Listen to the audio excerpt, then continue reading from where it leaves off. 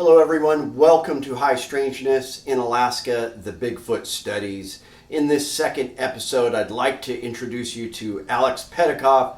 I was really thankful to meet him. He mentored me a little bit, and we are going to go through some of the gear he uses in his Bigfoot investigation as I set up my own pack.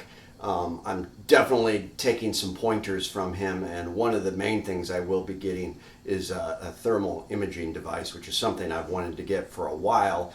But let's roll the footage. I got to do an interview with him. Please check out Small Town Monsters. I'll put a link up there.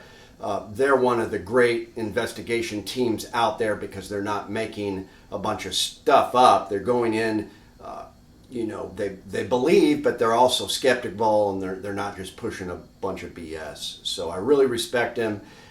Really thankful to meet some of the people that Alex introduced me to as I start this journey. So let's roll the footage. Can we talk about this? So I'm here with Alex Petakov, and he's showing me all his camera gear and his Bigfoot researching stuff.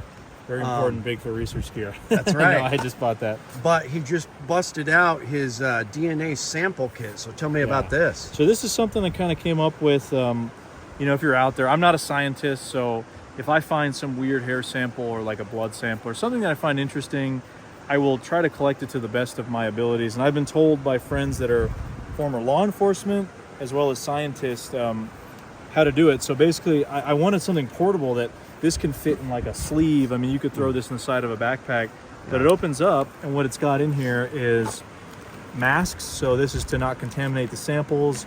You've got plastic bags for storage. You don't want to put your samples in a plastic bag because that apparently degrades the samples. Okay. Over here we have those latex gloves. Mm-hmm. So that's like if we're collecting a sample. And then this side is probably the more interesting side.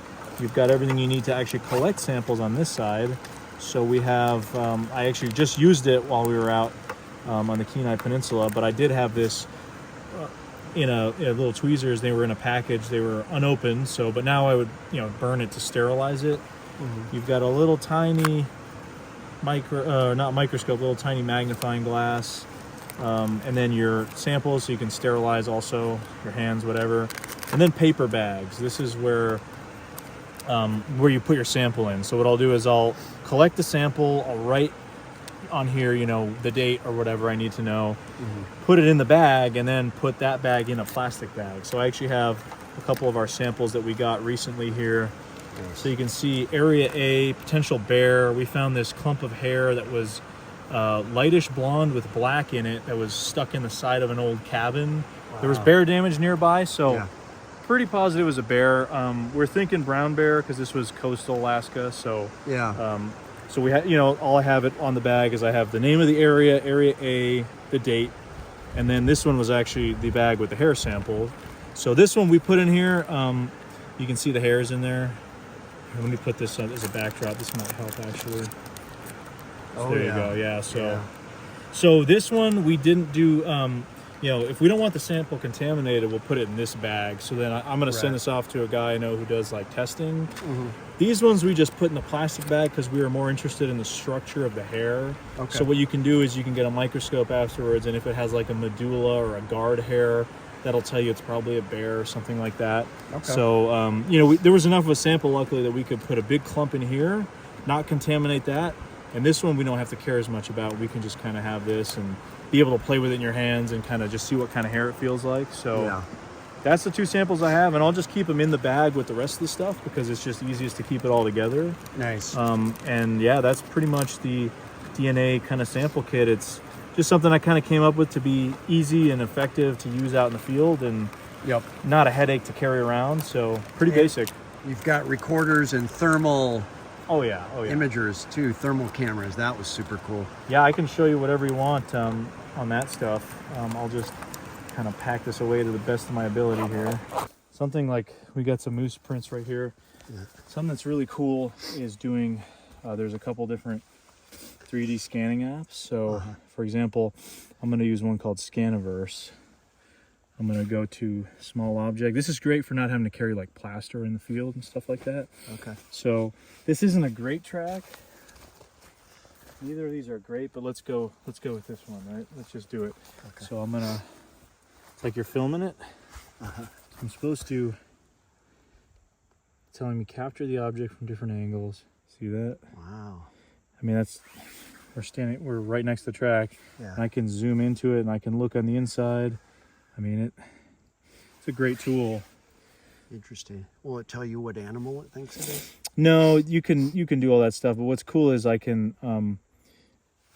measure it because it's LiDAR, so I can go, all right, let's say from here to here, it's 5 3/4 inches. Interesting. I can do going across, 4 inches across, so right in there. So it's pretty good. I mean, all right. So tell me about the Hill People chest rig. yeah, I love this thing. For a long time I was kind of struggling to figure out between side carrying. I carry 357 for the most part in the lower 48. I feel like that's good enough in black bear and mountain lion country and that kind of thing. Yeah. And I've been just trying to find a system, and a couple of my friends, Hellbent Hauler, recommended one of these guys, Hill People gear. So it primarily functions as a chest rig. So I'll pull. You've got your firearm right in here. So as you can see, I've got Chuke's gun here, but usually got my 357 in here, so it's nice and snug and secure. If I was carrying a semi-auto like this, I would probably prefer having a trigger guard. Sure. But with the 357, I'm not really worried about it going off in there. Yeah. So that's the back layer, and then I have a second layer here where I keep a lot of essentials. So I've got my phone in here, got a Surefire little flashlight. I love these things. I got my Sawyer Squeeze water filter. Your Garmin InReach. Yeah. Got it clipped on here just in case it falls out. And then I've got some Bigfoot Bushcraft fire starters here. These are really cool. These are these little kind of fire starters, and then I got a ferro rod in here as well. Nice. I usually have a lighter in here too. So this is just right here. That's the second layer, and then in the front pocket, I typically keep my car keys, my wallet, a little bit of extra paracord, some extra batteries, and then the little collapsing bag for the Sawyer Squeeze. So the idea is, if I'm just going out for a day hike, this is probably good enough. Maybe with a small backpack or something, I can take this for extra gear. But this is like all the essentials I need. But if I'm backpacking and I got a big backpack and I have to dump my bag for whatever reason, gotta get out of a dangerous situation, I can leave that thing and have everything I need. If I gotta hike 2 miles back to my car and I gotta dump my bag, there's something chasing me. Right. I have everything here. I got my car keys, I got my wallet, I have a firearm, I have water filtration, fire. Mora knife. Oh, and I forgot about this. Yeah, I have a Mora knife on here for bushcrafting. So, and just any kind of, just in case I gotta cut my way out of something. Yeah. Works pretty well. And the Mora system, I've got it kind of clipped on the bottom there. So very nice. I find it works well. And then I got the GoPro up here too on a mount, and I can take that off if I want to film something, and if not, I can just say, hey, let me just throw them right back on there, and we're good to go. In the back is like a mesh. Very nice. Feels very comfortable. If it's really hot, you will get some sweat under here, but I mean, that's going to be the same case if you're carrying a traditional chest rig. So it's like a glorified chest rig fanny pack for your chest. Right. But I think it does so many things at once, and I've been using it now for at least like 6 or 7 months, and I've used it in Louisiana, I've used it in British Columbia, I've used it up here in Alaska, and I think it's perfect for what I do. It's not going to be for everybody, but I think if you want something like this, I think it's a really solid choice. And there are other companies that do it, but I've heard they're not as good as the original Hill People gear. It's definitely worth the price in my mind. So absolutely, yeah, that's the chest rig. Awesome. All right, so Alex, tell me a little bit about yourself and what got you into Bigfoot investigation. Yeah, so I've always been interested in like mysteries and stuff since I was a kid. And actually, when I was younger, my dad told me the story of the Yeti in the Himalayas, and that kind of sparked my my fascination with cryptozoology, with mystery hominids, like Bigfoot type stuff. And later in life, just was kind of really interested in it, did a lot of reading, and started actually getting out in the field, going out with investigators, doing films about it. And then I kind of said, well, I mean, anyone can really do this. You can be an investigator. I mean, anyone can do it. So I decided to start looking for myself. And then I started this series called Bigfoot Beyond the Trail on the Small Town Monsters channel. And I've been doing that for about 2 years now. And just been all across the country, all across North America at this point, actually, because we were just recently in British Columbia But this is my second time up here in Alaska. We've done a lot of Alaska-related documentaries and searches, and probably one of the best places for something like Sasquatch to be, in my opinion, just habitat and everything. But yeah, it's been really interesting. I've never seen a Sasquatch, but I've had plenty of weird encounters, stuff that I can only really say are potentially fit Sasquatch or purported Sasquatch behavior. So like vocalizations, like whoops and grunts and rocks and stuff getting thrown at you. Just all that sort of stuff that kind of fits potentially the bill. Nothing I can say is definitively Sasquatch, but yeah, that's just a little bit of how I got into it and kind of what I do with the topic. Okay, I appreciate it. How has your experience in Alaska been so far? What are some of the highlights? Man, Alaska's awesome. I was here last year for about 2.5 weeks, and I've been up here a month now. The weather this year has been a little lackluster. It's been cold and rainy. We got so spoiled last year. We were here in May, but some of my highlights have been actually just driving the whole Alaska Highway. So I drove within like the span of a week. I drove from the lower 48, almost from the East Coast, to Fairbanks, Alaska. I was speaking at the Boreal Bigfoot Expo in early June of 2023 this year, and that was a lot of fun. Just seeing all that terrain between the lower 48 and up here, and that whole part of British Columbia and the Yukon, just all the wildlife, and then getting into Alaska itself, and that feeling of when you hit the border, it's like, Canada can be a little weird, so you hit the U.S. border again, it's like a great feeling. Knowing you're in Alaska, it's a journey I've always wanted to do. But aside from that, just some of the locations I've had the chance to go to out here in Alaska. There's, of course, the so-called Area A that's on the Kenai Peninsula, a friend of mine's cabin, and all the history of activity that's gone on there. And we did 2 documentaries on that last year, and now I'm working on a whole series about it. We didn't have a whole lot happen this year. It just seemed like activity was dead compared to last year, but we found some potential evidence, footprints and some hair and stuff like that, stuff that we're going to have to analyze and kind of study the audio we had out there too. But it seems like it was just very quiet for that area. Has a lot of typically activity, but yeah, just any chance to be in Alaska, really. I mean, it's not a bad thing. You just take a drive and look outside and see some mountains and some bears and moose and that sort of thing. It's definitely a special place, and it's got a special place in my heart for sure. Awesome. We've been poking around Hatcher's Pass a little bit. What do you think about Hatcher's Pass and the potential for a creature to be out here?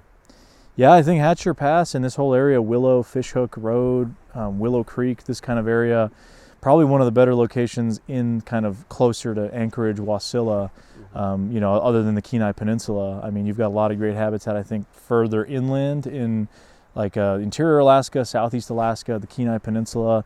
But this is, in terms of close to the only really human populated areas in Alaska that have any population of note. Hatcher Pass is pretty good. I think also I'm biased because I've heard a lot of the stories from this area from Rob Roy Menzies, who is runs the Bigfoot Art Gallery, and he's been doing Bigfoot art since like the 1990s. I mean, he's done witness drawings, all kinds of stuff, and he's been hearing stories out of this area pretty consistently for a long time. Miners having stories. I mean, he's got one story, and these are all stories that I've heard from him, so I can't claim credit, and I'm going to try to tell them to the best of my recollection, but he's got a great story of 2 prospectors up here that were taking a break, and they apparently heard some movement in the bush, and they came into this area and saw these 2 Sasquatch-like creatures taking the leaves off of branches and sort of stripping them and eating them like a gorilla or something would do. And that was a really interesting story because that's a behavior, and I guess he got that story told to him quite a while ago, a number of years ago, and that's just a very animal-like behavior. I mean, why would these guys be making up a story like that? Other stories, one of a guy who, there was some kind of this Alaska land thing. These guys are trying to create this little resort where you could go and fish and get ATVs, and it was like an Alaska land kind of resort. Project fell through, and then the bank seized the property, and Rob Roy knew a guy who was hired by the bank to caretake the property, and he lived out there with his family, and it was literally one of the properties at the end of the road here on Willow Fishhook Road. I think there's a couple more now, but at the time there was nothing. It was like where that property was, they would have closed the gate that they close up for winter, so you can't get up here when the snow hits. And the guy lived there with his family, and he had a bunch of weird stuff happen. He would hear random wood knocks at night from like one area, and then one time I guess didn't have like power or something, and his kids were at school, his family wasn't there, and he was in his car watching a movie on a laptop using the power from the car because he didn't have power, and he's watching a movie, and he says all of a sudden a snowball hits the windshield, and he like almost throws a laptop. He startled him, he's like, whoa. He was thinking it was one of his friends maybe messing with him, but he goes outside, nobody around, and he's walking around everywhere looking and didn't see anybody. So I mean, I don't know, that's could be somebody playing a prank. I guess it's not absolutely not out of the ordinary, but I don't know all the stories he had, but there was some stuff that happened there, and then there's a number of reports on some of the online databases from here too, like the Bigfoot Field Researchers Organization, or BFRO, has I think a couple from here, mostly Class Bs, which are like audio type stuff. So those are a little ambiguous because not a lot of people know the sounds of animals anymore as much as they used to. So unless it's like a Class A, which is a visual, but Rob Roy would definitely be one to talk to specifically about kind of more Hatcher Pass stories, because he's gotten quite a bit. There is a footprint down at one of these stores in Willow itself that allegedly was from around here or from Trapper Creek or something like that, so kind of in this area. But I mean, the potential's here. I mean, it's a valley with a lot of trees, a lot of seemingly food sources, a lot of critters, I imagine, in here. Probably quite a few bear, probably moose. I mean, we've seen moose sign literally right underneath where I'm sitting. There's moose tracks, so we know that there's food around. Now it's, especially in the summer, you've got little berries and stuff coming up. So maybe there's a group of these creatures that live here. I don't know. Maybe there's only a few. Maybe there's a family group. Who knows? I mean, that's the thing with this topic. It's so speculative. But according to Rob Roy, and this is a story that I'm gonna take with a grain of salt kind of thing, because it's a story from a guy. Right. According to Rob Roy, talking to Dr. Robert Alley, who wrote the book Rain Coast Sasquatch, which covers mostly Bigfoot stories in Southeast Alaska and British Columbia and even Washington, Rain Coast kind of area. He claims that the Athabascan tribe kind of owns this area or operates it or something, and they claim it's the Valley of the Wild Man. I don't know how accurate that is. Again, that's a story I was told from somebody else, so definitely do your own research. But I mean, it's interesting. I could see it, but then again, any valley in Alaska could probably be the Valley of the Wild Man if it has the right ingredients. I suppose it probably could host a creature even moving through or just living there for a little while. So who knows?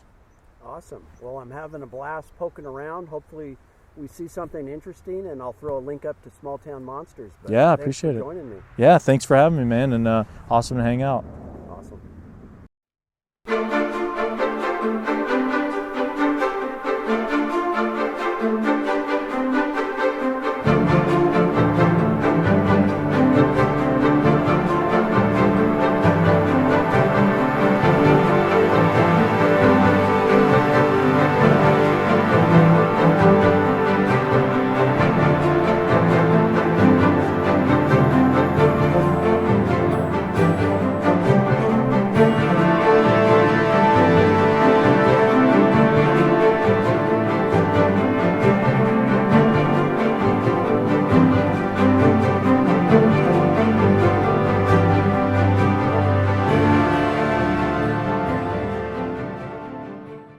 So there you have it, folks. I hope you enjoyed this. I will be interviewing some more people and starting out my investigation. I thought it was really interesting going around Hatcher's Pass. I didn't even realize it was a hot spot, so it's right in my backyard, so I will be visiting it in the future. So please like, share, and subscribe, and I appreciate you all. It's Chuke, your friend in the field.